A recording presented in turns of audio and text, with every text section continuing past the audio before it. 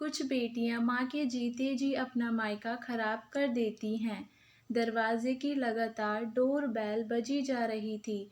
मोहिनी ऊपर के कमरे से जल्दी जल्दी सीढ़ियां उतरकर आई और दरवाज़ा खोला तो देखा उसकी नंद कामनी दरवाजे पर खड़ी थी।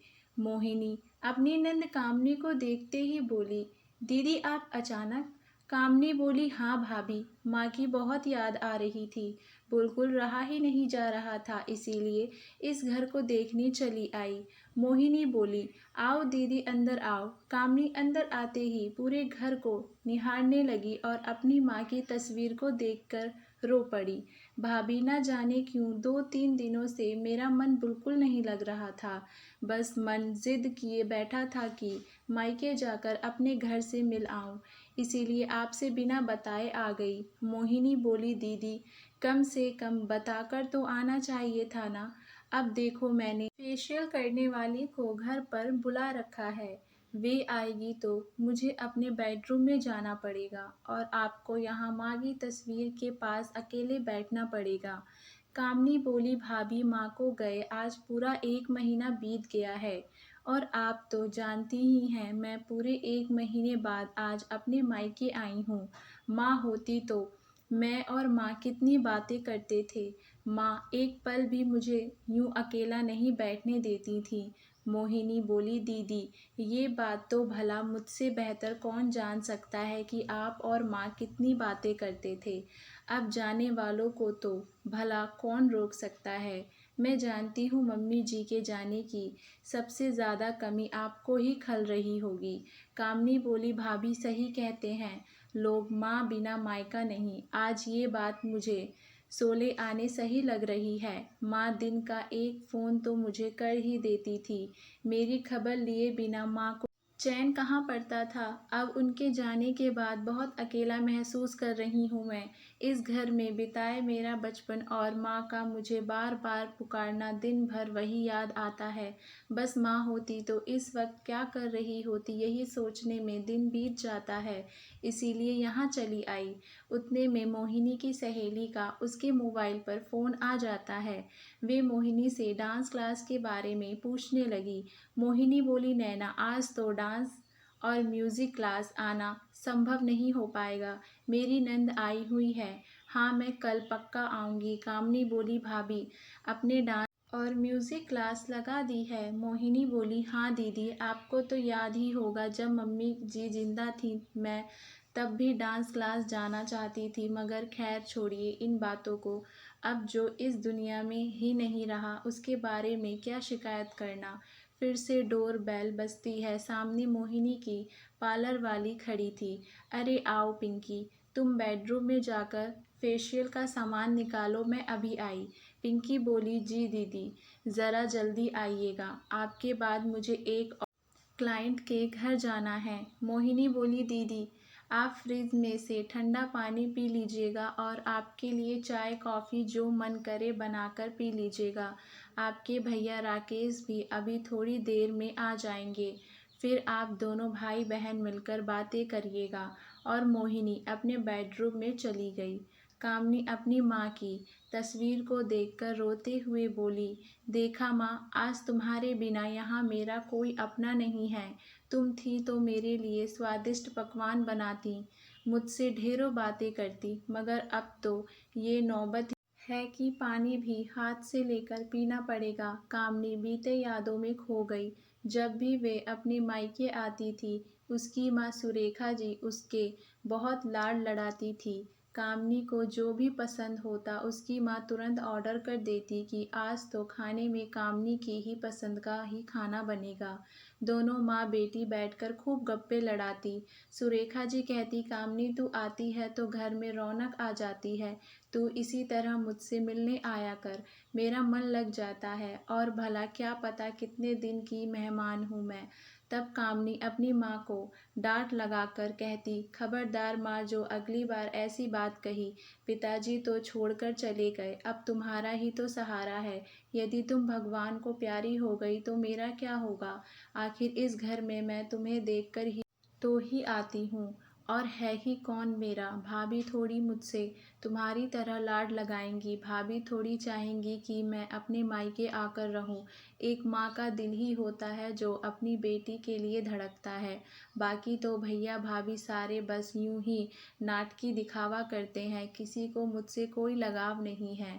मैं अच्छी तरीके से जानती हूँ, बस तुम्हारा मुंह देखकर ही दौड़ी चली आती हूँ। सुरेखा जी भी अब बेटी को बातों में हाँ मिलाते हुए कहती हैं, हाँ बेटा, घर की बहुओं से क्या उम्मीद करना, इन्हें तो बस अपने मायके से लगाव होता है। इनके मायके का कोई इंसान घर में आ जाए तो बहुत खुश हो जाती हैं, मगर उसी की वजह उनकी नंद या ससुराल का कोई इंसान आ जाए तो उनकी भौरें तनी हो जाती हैं। मैं हूँ इतने दिन, तू भी खूब मज़ा कर ले। क्या पता ये भाई भाभी तुझे मेरे जाने के बाद घर बुलाएं या ना बुलाएं।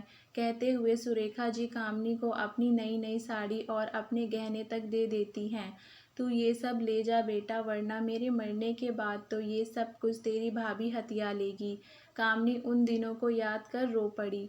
वहाँ दूसरी तरफ मोहिनी को भी वे दिन याद आ गए जब मोहिनी की सास सुरेखा जी जिंदा थीं। सुरेखा जी ने मोहिनी को कभी घर की बहू नहीं समझा, उन्होंने उसे सिर्फ एक कामवाली समझ रखा था।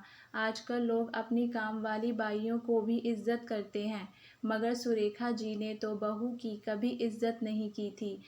हर पल टोकना, ताने देना और घर में कलह करना ही सुरेखा जी का काम था। और अगर ऐसे में घर में उनकी बेटी कामनी आ जाए तो समझो मोहिनी की सामत ही आनी है। कामनी और सुरेखा जी मिलकर मोहिनी पर तानों और उल्हानों की बौछार करते। एक दिन कामनी अपनी कुर्ती मोहिनी को दिखाते हुए बोली, भाभी ये कैसे कपड़े धोए हैं आपने, देखिए मेरी कुर्ती का दाग बिल्कुल गया नहीं है।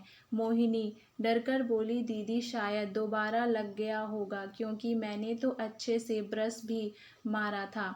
कामनी गुस्से से बोली, आप कहना क्या चाहती हैं? मैं ये कुर्ती वापस गंदी करके लाई हूँ ताकि आपको डांट लगा पाऊँ। घर में वॉशिंग मशीन होते हुए भी सास और नंद कभी मशीन चालू नहीं करने देती। कहती बिजली का बिल बहुत आता है और मशीन में कपड़े अच्छे नहीं धुलते।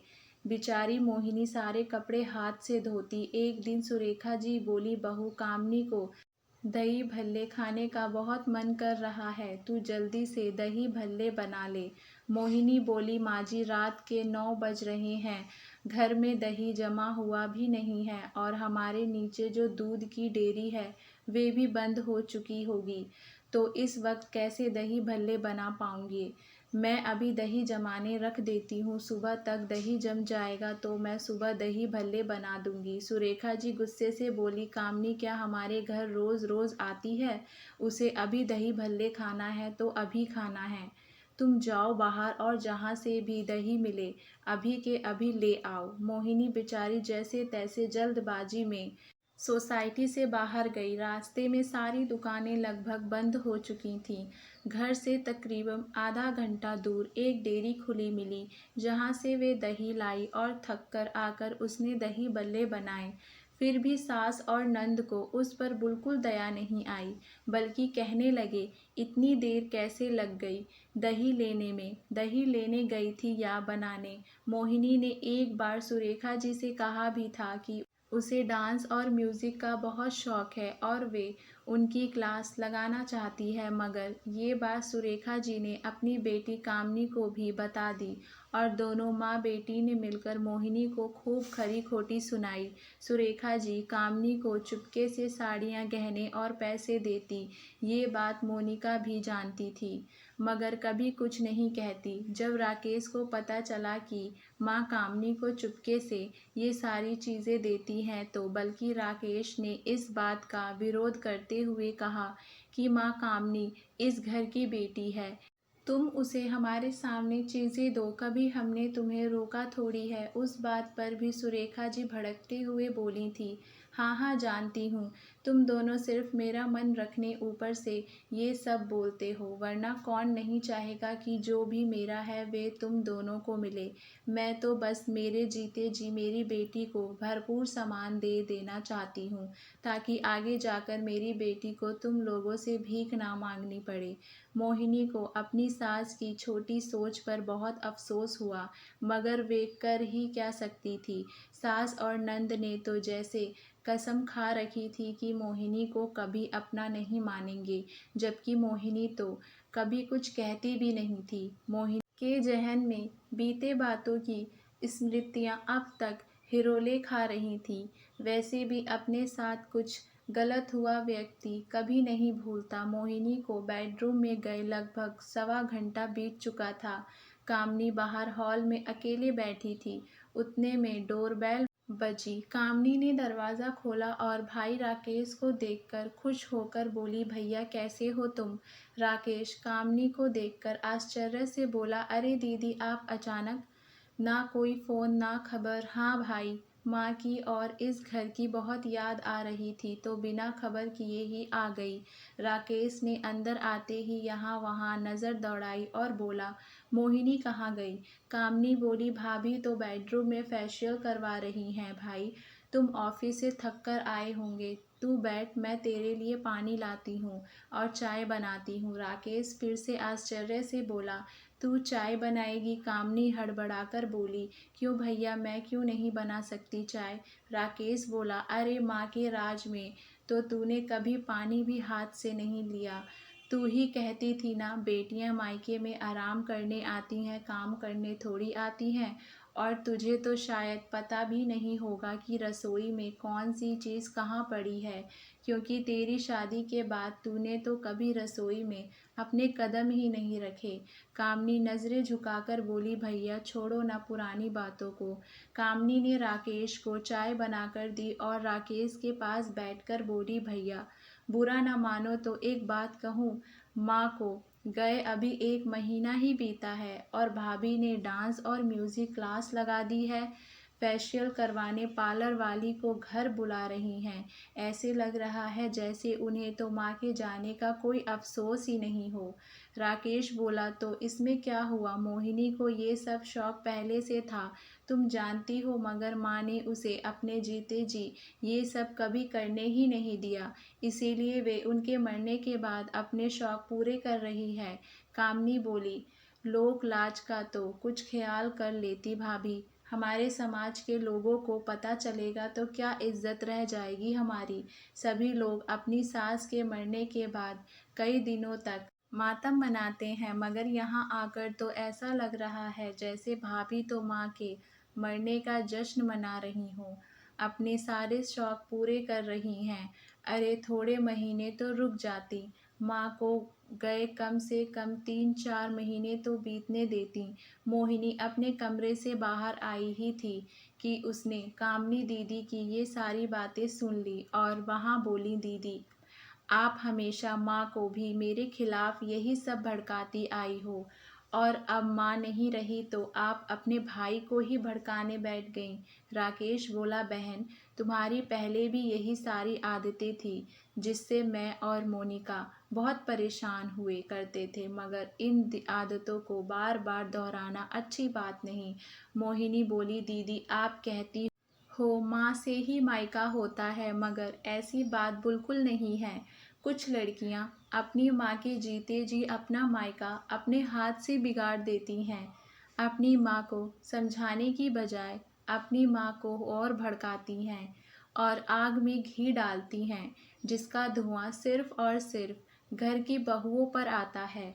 आज आपकी इस घर में कोई इज्जत नहीं है, ये सब आपका ही किया धरा है, वरना एक भाभी भी अपनी नंद को इज्जत देना चाहती है।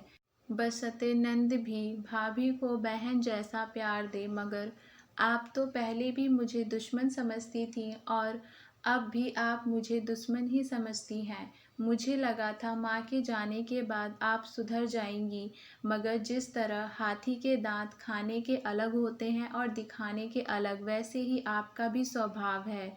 हो सके तो आपका स्वभाव बदलिए दीदी, उससे पहले कि बहुत देर हो जाए। ये सब सुनकर कामनी को अपनी गलती का पछतावा हुआ।